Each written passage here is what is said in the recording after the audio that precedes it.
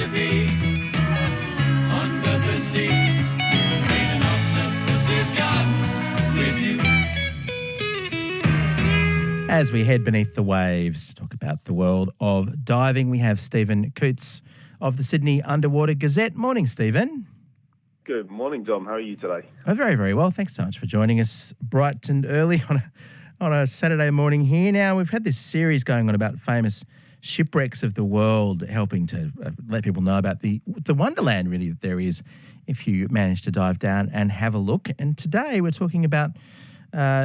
in Scotland, the scuttling of the World War I German fleet at Scapa Flow, 71 ships. Where exactly are they off Scotland? Yeah, so these ones are off the Orkney Islands in a place called Gutter Sound at Scapa Flow. This is the Imperial German Navy's high seas fleet from World War I that was interned there.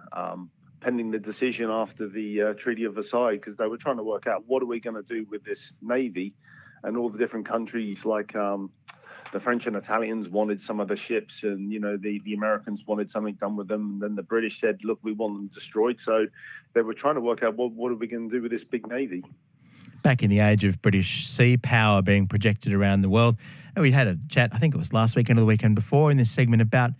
A whole underwater beach because the US abandoning just sank everything rather than selling it to the locals. So it looks as though in this case as well, negotiations didn't really work out. And yeah, the Germans took matters into their own hands in the end, didn't they? They did, and it's kind of a bit of an irony because the British wanted them destroyed because that would impact their navy, so to speak. Right? It would put other people in a greater advantage. So it was a strange set of coincidence that the British Navy left port on that time, allowing the German Rear Admiral to give the order to scuttle or the entire fleet. So I think the British were quite happy with it, but in the end, all the ships went down. And whilst they did try and salvage, or stop some of them going, it was a really sort of underwhelming attempt to stop them, really. So it was you could say it was maybe a little bit planned, but who knows what the truth was. One of those, oh no, they're scuttling their ships, what a shame. And then Britain retained its sea power. However, there was a skirmish. The British opened fire as the ships were being scuttled. Well, not really, doesn't really seem very kind, does it, under the circumstances?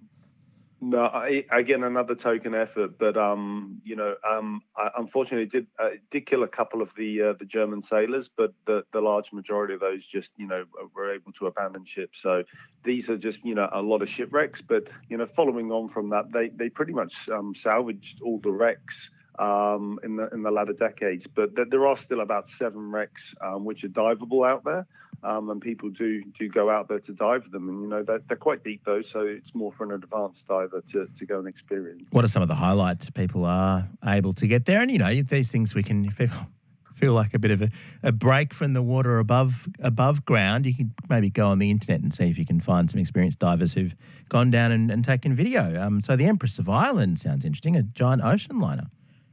Yeah, so there's actually a couple of big ocean liners that have gone down pretty much for the same reason, for fog. One of them was the Empress of Ireland, and that sank near the mouth of the St. Lawrence River in Canada, following a collision with a Norwegian collier. And that was at around sort of May 1914. And this was just actually before World War One.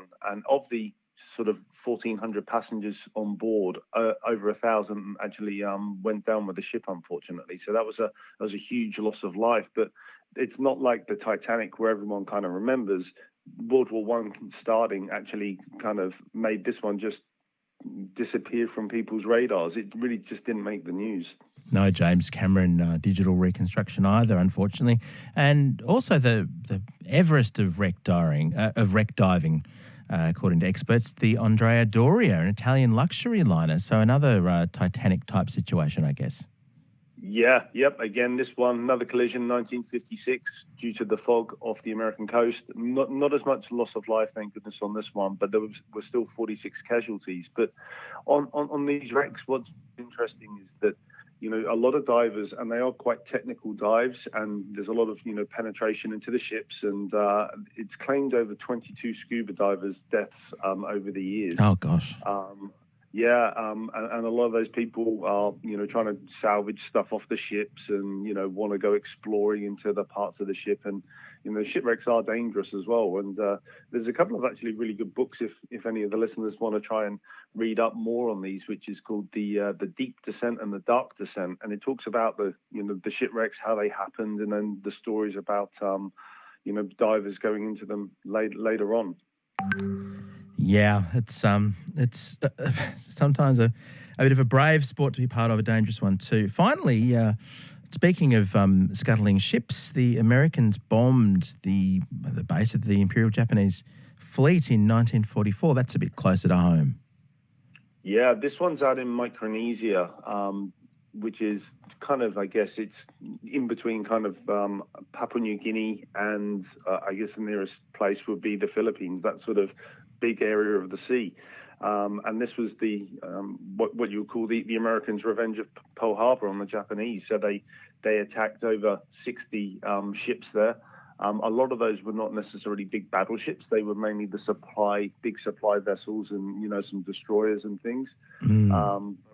But these have been down there for many, many years now and have been sort of a source of great technical diving where you can go down. Some are at sort of 20, 30 meters. Some go down much further. But, a lot of those are still fairly intact, but they're deteriorating now. Okay, and finally, I'm suspecting, Stephen, people should not be diving today. Is that right? It's not going to be too good, I don't think. I think we've already heard from the weather that it's been pretty wet. There's going to be a lot of runoff from the rivers. The wind's picking up and the swells coming in from the south. So if you really, really want to go somewhere, you can go inside the harbour. But I think I'm just going to stay indoors today. Great move. Catch up on the TV you might have missed recently. Thanks, Stephen. Thank you very much, Tom. Stephen Coutts there from the Sydney Underwater Gazette. And look,